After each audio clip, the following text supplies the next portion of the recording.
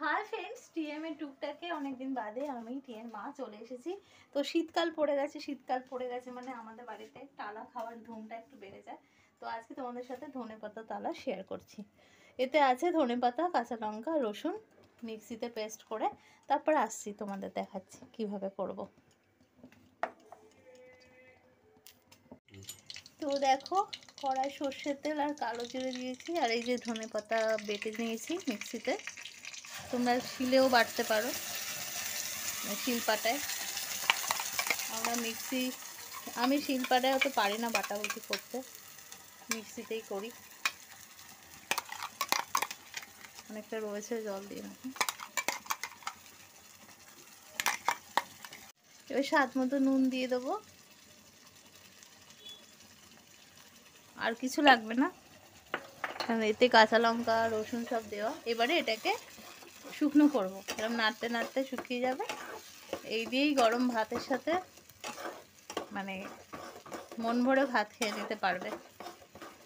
এরকম কপি পাতা বাটা, এই শীতের কত কি টালা করা যায়। তো আমার বাড়িতে আমার মেয়ে, তারপরে আমার বর সবাই খুব ভালোবাসে খেতে, আমিও বাসি।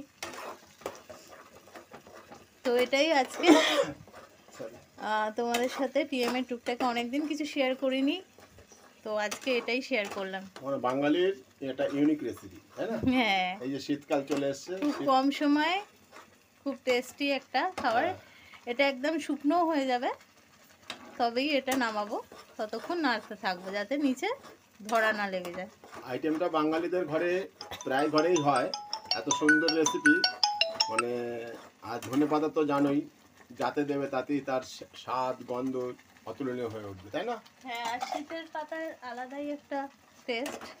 12 মাস এখন পাওয়া যায়, কিন্তু শীতকালের ধনেপাতার সাথে একটু ডিফারেন্স থাকে। অবশ্যই। তা চলো, তার ছোট্ট ভিডিও টিএমের জন্য।